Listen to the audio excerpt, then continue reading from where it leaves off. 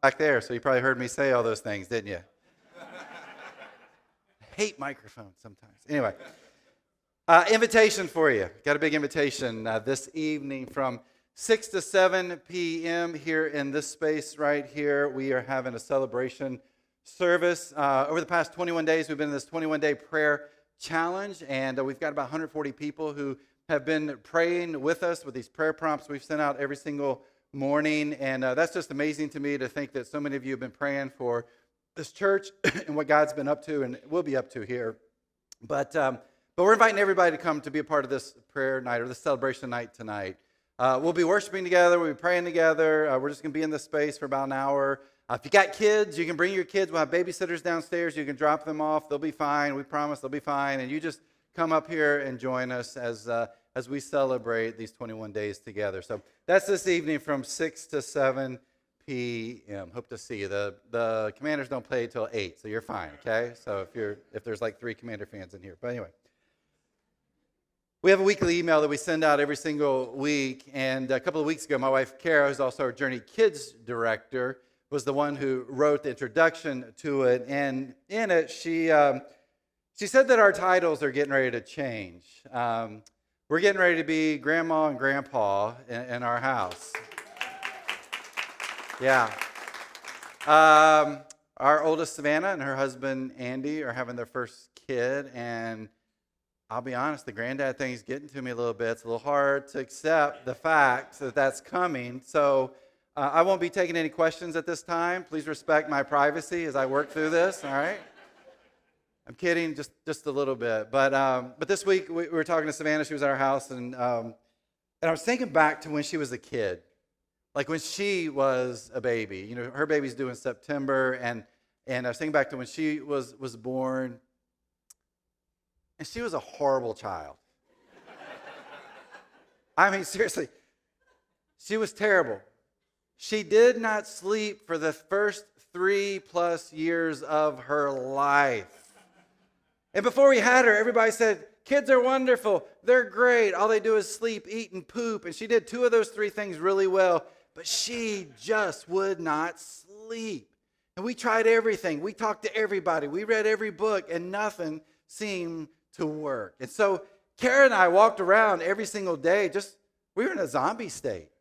Like we hardly even knew where we were. And at nighttime, when Savannah would sleep for 45 minutes, maybe an hour if we were lucky, she'd wake up and we were kind of unkind to each other a few times at night and probably even said some unchristian things to each other because we were just so sleep deprived. We just desired to have some sleep. And so one night I was like, all right, Kara, we're going to do something we're not supposed to do. And I told her the plan. She's like, that sounds great. So we took a bunch of pillows and put them up against the headboard. And I laid back on them at about a 45-degree angle. We put a bunch of pillows along my side so I could put my arms down. And I said, all right, give her to me. And I took her and put her on my chest and put my arms around her. And she went to sleep. Now, like an hour and a half, 2 hours, but we would take that. That was a lot of sleep for her at that time. And it's funny, as I was just kind of thinking about that this past week as we were talking to her, you know, here I was with these big arms around her, just holding her gently so she could get the rest and sleep that she needed. That included mom and dad, too, by the way. But I want to talk about that word gentle. I want to talk about gentleness this morning. When you think about that word, when you hear that word, there's probably some definition, some idea, some image that you have of gentleness, right? You probably think of someone who's not very assertive, maybe someone who's really quiet, someone who's very sensitive to the feelings of other people, or someone who avoids any kind of conflict, because that sounds like gentleness in our definition of gentleness. And then there's others here, you probably look at gentleness a very different way. You think it's a bad thing, that we should always exude strength and power, right? And so when you talk about something being gentle or someone being gentle, you're like, that's not a good thing. We shouldn't be gentle. Well, whatever our definition may be, however we view gentleness, it's not the kind of gentleness that we find in Scripture. And this morning, that's what we're going to talk about as we continue our Summer Fruit series. Now, if you're brand new here, we have been in this Fruit of the Spirit series all summer long. We're looking at this passage of a guy named Paul writes, where Paul talks about if you're a follower of Christ and God's Spirit is in you, you're going to have this spirit, this fruit produced in you. You're going to have these attributes that you're going to live out in your life. And so we read what Paul writes in Galatians chapter 5, starting with verse 22. Says, but the Holy Spirit produces this kind of fruit in our lives: love, joy, peace, patience, kindness, goodness, faithfulness, gentleness, and self-control. And so today we're going to look at that word gentleness. Now, in Scripture, in the New Testament, you might find meekness in place of gentleness, or lowly in gentleness. It really is the same Greek word. And as we've said throughout this series, when Paul writes these words here, there's a particular meaning he has for them. And so this word gentleness that we find here in Galatians chapter 5 is this Greek word we're going to put up here on the screen. It's pereitis. Pereitis. One commentator said this about this Greek word: pereitis is the most untranslatable of words. That doesn't help us a whole lot, does it? But the good thing about the Greek language is that when they were developing words, they weren't only just trying to give it a definition, but there was also this word picture that they would add to it, because it's very expressive language, so you could better understand it. And so this particular Greek word here was a good image of this is an animal that is wild, and yet it has been tamed and brought under control. That the strength of the animal wasn't in it being wild. The strength in the animal was that it was then focused to fulfill a purpose. Let me give you an example of this, one that may make a little better connection for us. Think about the power of water. You know, if you've watched the news recently down the Outer Banks or Danthi area, the ocean is creeping in onto the land, and it's knocking down some of the homes that have been right there on the beachfront for many, many years. I mean, that's the power of water. Or the last few weeks, we've had tons of rain that has hit in this area. What's probably hit most of you, we live over in West Springfield, and it's like the storms come, and they split, and then they come back together once they get beyond us. I don't understand it, so we don't get a whole lot of rain. But for all the rest of you that got rain, when it rains here and it pours, especially if you're down at the waterfront at Old Town Alexandria, or maybe you're at Ego Alley in Annapolis, what happens? It floods, right? The tide's just right, pouring rains come, and it floods. That's the power of water when it is not under control. But we also know the power of water when it is under control. Think about a dam. We build a dam, and the purpose of that dam is to control the water. And so you let the water flow through, and there's large turbines, and so the water comes, turns those large turbines, and produces electricity so we can have power. That's the power of water that is under control, that it has a purpose behind it. That's what gentleness is.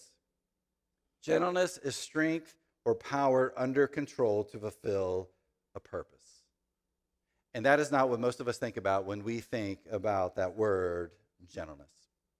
And so what does gentleness mean? What does it look like when it is produced in us? Let me share a few thoughts with you about that. The first thing I would say is that gentleness begins with our posture. Begins with our posture. There's this thing now called tech neck. And if you think about it, it's going to make total sense. We spend on average over 3 hours a day on our phone, right? And if you're looking at your phone, do you hold it up like this so you can see it straight? No, we usually hold it down. So our neck and our head are curved so we can look at our phone. We spend almost another 8 hours a day, depending on your job, looking at a computer. And sometimes we're looking at it straight ahead, but maybe if it's a laptop, we have it in our lap and we're looking down. What we find is that the longer we keep doing that, the muscular structure around our neck begins to weaken. And so our spine and our neck and our head, they're out of line. And so over a long period of time, our neck and head begin to have this posture of where we're walking, but it's almost like we're looking down on our phone consistently. But that's a physical posture, right? And it is important that we keep our physical posture healthy. But gentleness is about our spiritual posture. And I believe the best example of this comes from Jesus. Like for Jesus, gentleness was his spiritual posture.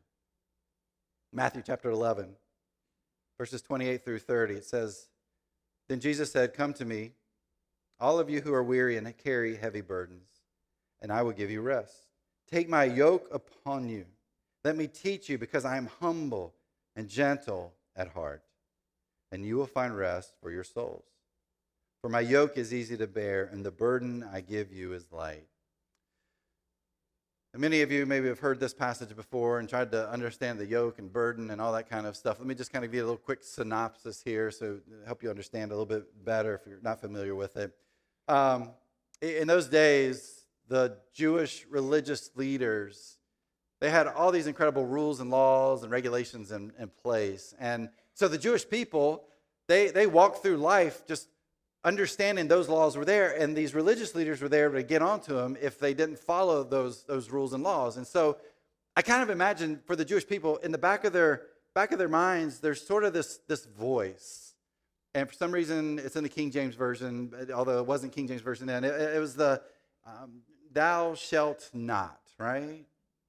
Like, thou shalt not do that. Thou shalt not make that mistake. And so they're carrying this incredible burden.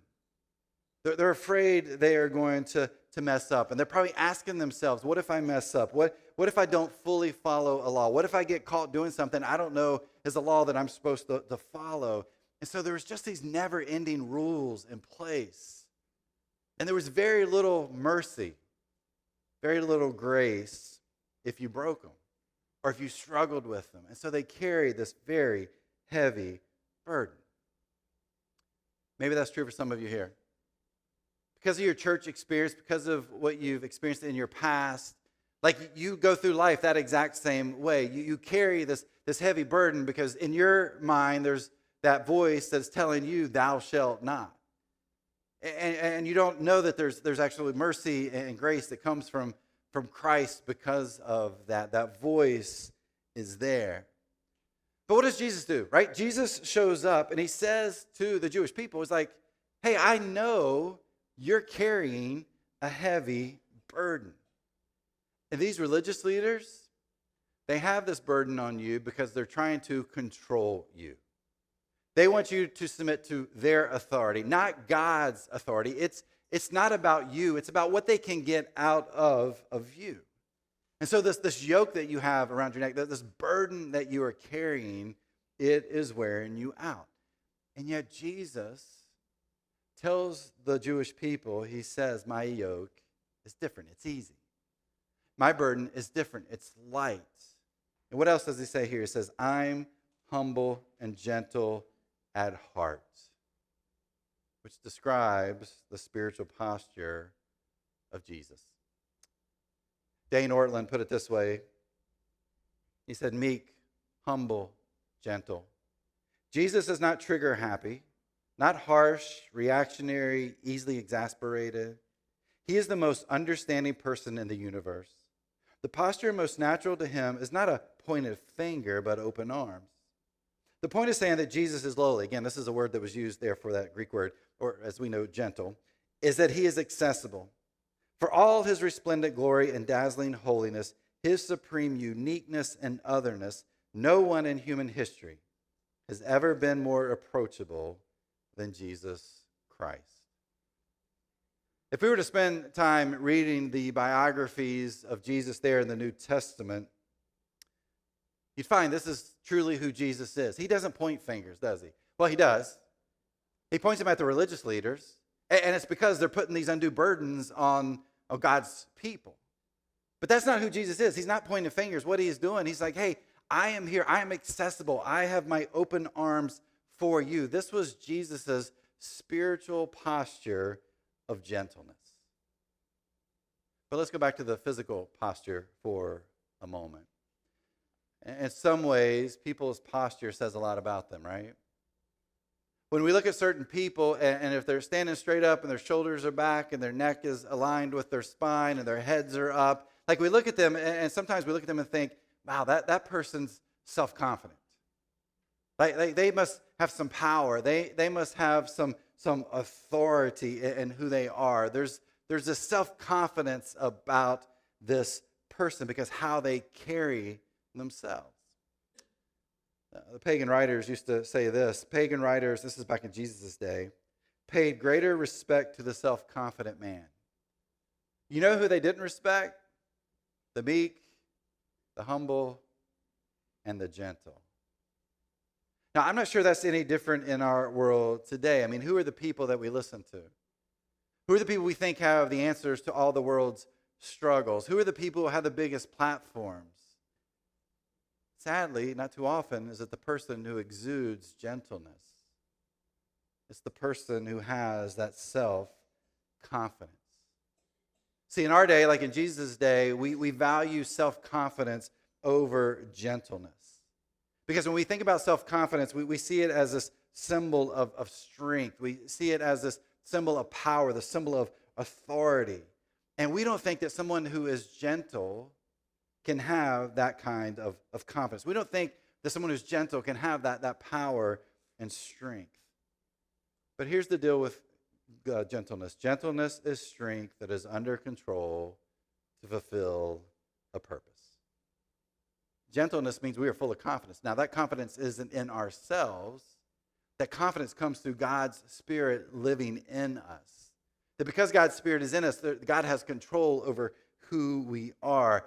And because we allow that to happen, then we will have the spiritual posture of gentleness in you and me. So when you think about your spiritual posture, what does it say about you? Like if we go back to Orland there, are you meek? Are you humble? Are you gentle? Do you find your strength and confidence through yourself, or do you find it through God's Spirit in you? Are you someone who walks around with your fingers out, pointing them at everybody else, or are you more like Jesus where you have your arms open wide to the world around you? Like that should be our posture, these arms open wide for others. But why would we do that? Well, a posture of gentleness allows us to carry the burden of others. I can remember being in high school and college and lifting weights and thinking it was all about your max, right? Maybe some of you still do this, like, what's your max time that you can lift X amount of weights one time, right? So you do a bench press, you do your squats, and don't ask me what they were. I don't remember. It's been a long time ago. But maybe you still do that. But as I've aged, here's what I've realized. I don't care how much I can max. It doesn't really mean anything. It doesn't even show that I'm healthy. It's all about endurance. Like I want to lift as much weight as I can, as many reps as I can, because I'm hoping I'm in this for the long haul. And so if I can do those kind of exercises, then that'll build my body the way that I need it to be built so that I can live, hopefully, many more years to come. And, actually be more than just one grandfather, but many grandfather, right? But that's the thing with gentleness. Gentleness is something that we are in for the long haul. Gentleness isn't something we just do one time and then we're done. Gentleness is something that is all about patience and endurance. And a posture of gentleness helps us carry the burdens of others. Paul writes this in Ephesians 4. Always be humble and gentle. Be patient with each other, making allowances for each other's faults because of your love. Make every effort to keep yourselves united in the Spirit, binding yourselves together with peace. I've said this a few times here when I've been up here speaking, and I believe it's true. If you're a Christian, just going to be honest, we are terrible at carrying the burdens of other people. Here's what we like to do. We like to do the cursory, like, hey, how are you doing? And the person shares with us, and you're like, oh, man, that's so bad. That's so terrible. Let me tell you about my life. Let me tell you about everything that I'm going through. That is not the way this is supposed to happen. Like if we have the spirit of gentleness in us, this posture of gentleness, then we are here to carry the burdens of others alongside of them. Like this is what Paul's saying here. What does Paul say? He says, be patient with others. Why should we be patient? Because sometimes it takes a long time to work through the things that someone is working through. Again, we don't jump in like, hey, I'm here to be gentle, and then I'm out. No, gentleness is this posture that we take. And it's a posture of endurance. It's a posture of being in the long haul. And so Paul says, be humble towards others, be gentle in posture, so that we can carry the burdens of others alongside of them. See, gentleness is a powerful posture we can have. And the purpose behind it is walking alongside others as we carry those burdens with them. This is a posture we see fully in Jesus. But here's what else a gentle posture would do. A gentle posture restores people back to Jesus. Talked about this a couple of weeks ago. We were talking about goodness. I'm not going to spend a whole lot of time here, but when we have a gentle posture, it helps people to be restored back to Jesus. Here's the deal. We're going to fail, okay? We're going to mess up. We're going to miss the mark. We're going to sin.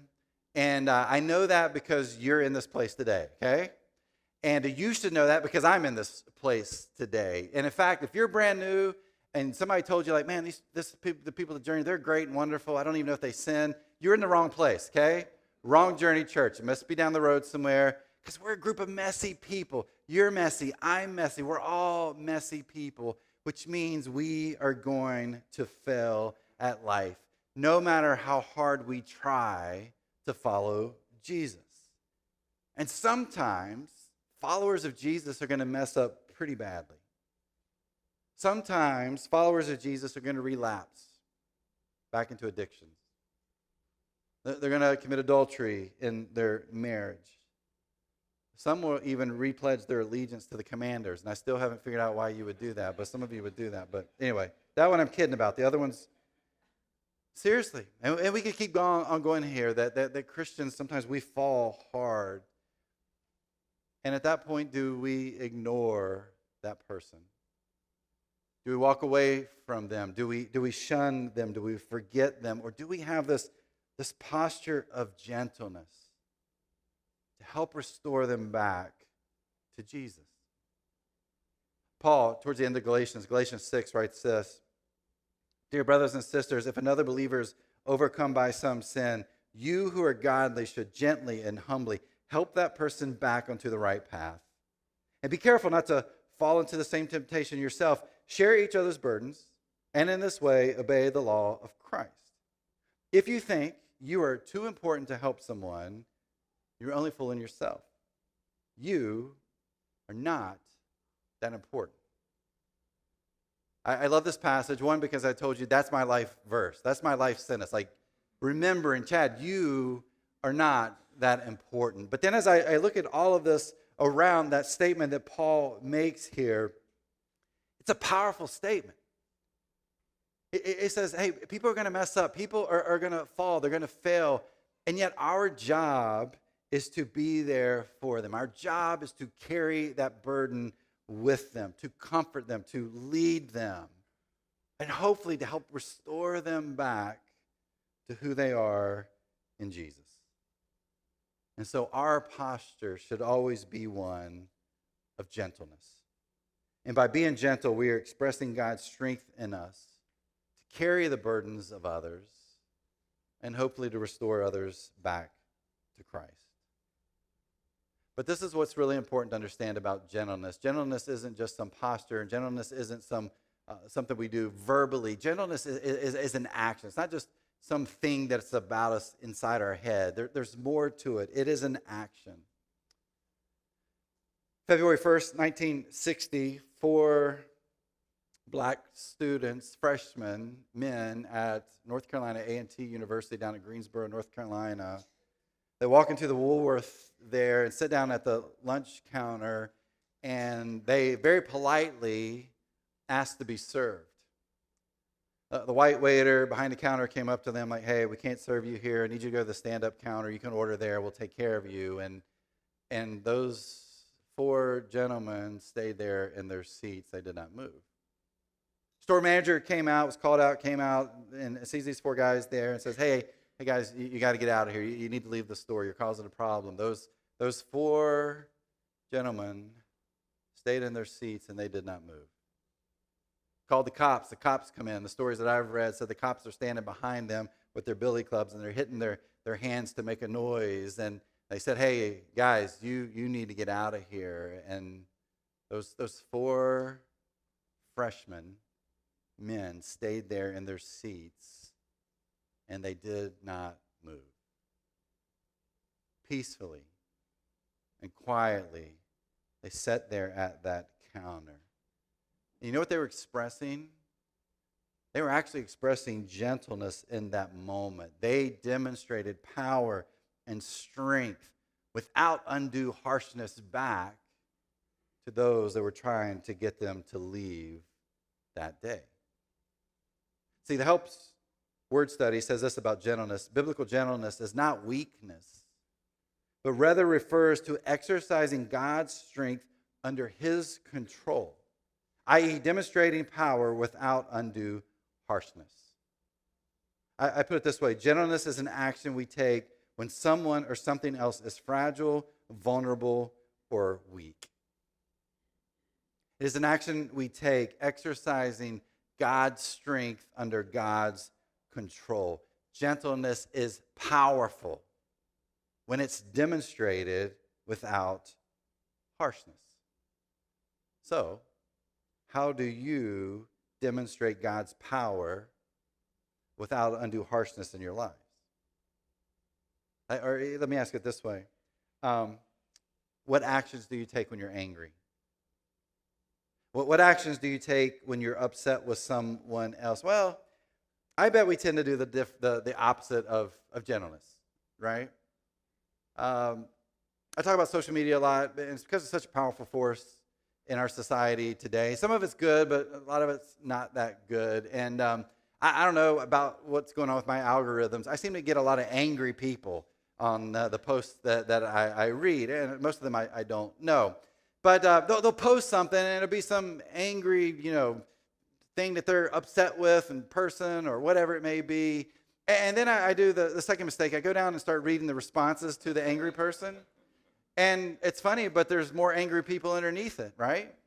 And so you have this angry person who's responding with an angry, post back to this person who put this angry post out there in the first place. I mean, it's just a lot of anger that is out there in something like social media.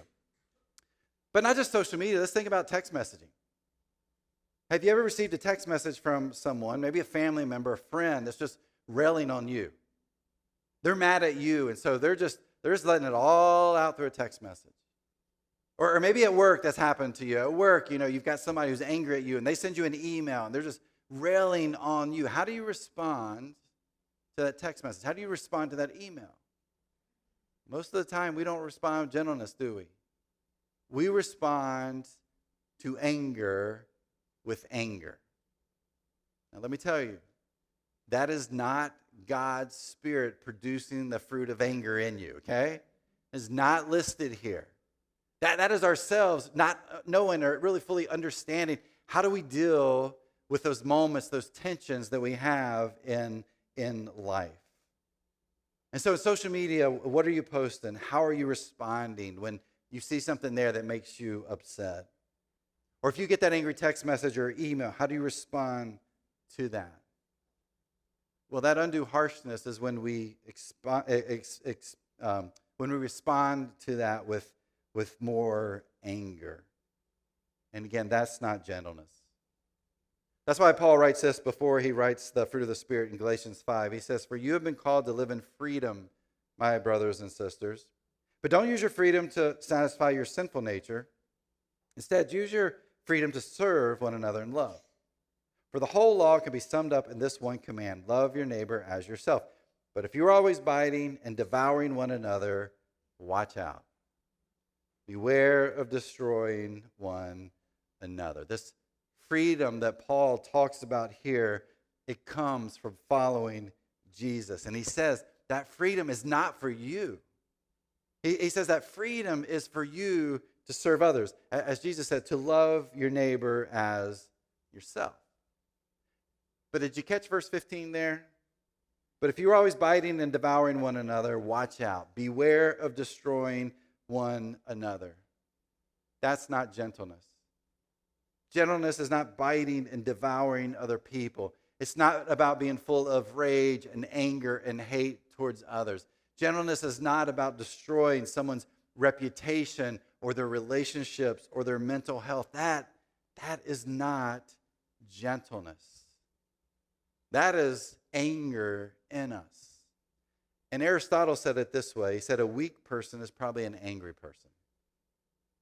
See, a weak person doesn't know how to deal with the frustrations that they have in life. So how do we deal with it? We become angry, and then we express that anger towards others in so many different ways. And when that anger comes our way, many times we don't express a response back with gentleness. We face anger with anger. But here's what gentleness would look like in those situations. Charles Swindoll, in his book Improving Your Serve, wrote it this way. He said, gentleness includes being calm and peaceful when surrounded by a heated atmosphere, emitting a soothing effect on those who may be angry or otherwise beside themselves, and possessing tact and gracious courtesy that causes others to retain their self-esteem and dignity. The question is, does this sound like you? Does this sound like the people that you know in your life? I even ask myself, does this sound like me? Because I believe so many of us struggle with gentleness. Because it goes against the norms of our society. It goes against some of the norms and rhythms that we have in our own life. But a gentle person's actions are different than the world's. In fact, a gentle person's actions look like Jesus' actions. And what does Paul say there in Galatians chapter 5? What does he say about Jesus? Jesus lived by that motto, right? That rule. Love your neighbor as yourself. Like Jesus personified gentleness through the actions that he took in his life, through his love that he shared with others. And if we go back to Matthew chapter 11, he talks about this yoke and this burden that people are put on the people by the religious leaders. Jesus is like, no, that's not how this works. This isn't what this looks like. This is what this looks like. It looks like you following me. It looks like you taking the yoke that I have, and it's easy, and the burden that I have for you, it's light. It's all about mercy and grace. And if you live your life like me, if you follow in my steps, you will see what gentleness is all about. Well, what does that kind of gentleness look like? It's being present when someone needs support. It's being an empathetic listener instead of a loud talker. It's about expressing unconditional love to people that maybe in our mind are unlovely for us. It's about putting aside your anger and your debates and showing love and respect to others, especially those who may think differently than we do. Gentleness is also about humbling yourself so that you can receive healthy correction from other people. See, gentleness isn't about pointing fingers. Gentleness is about living a life with open arms. And in the end, gentleness is God taming the wild horse in each of us, so that his purpose can be lived out. So more and more people can meet and know and follow Jesus. So more and more people, their burdens can be carried alongside of them as they go through life, as they navigate life. That more and more people can be restored back to Christ because we're allowing that wildness that's in us to be tamed by God's Spirit in such a way that God will use us for incredible purposes here on this earth. May we be more like Jesus and be people with a gentle spirit. As we come to our time of communion that we take together every week here, the cross is actually an example of gentleness. And I know when we think about what took place and what happened on the cross, it probably doesn't feel that way. But think about this. Here's what Jesus did. Jesus said, hey, I'm letting go of my control. This is God. This is what God's purpose is for me. And I'm going to express this love to you by dying on this cross for all humanity. And so we see the spirit of gentleness through Jesus there on the cross.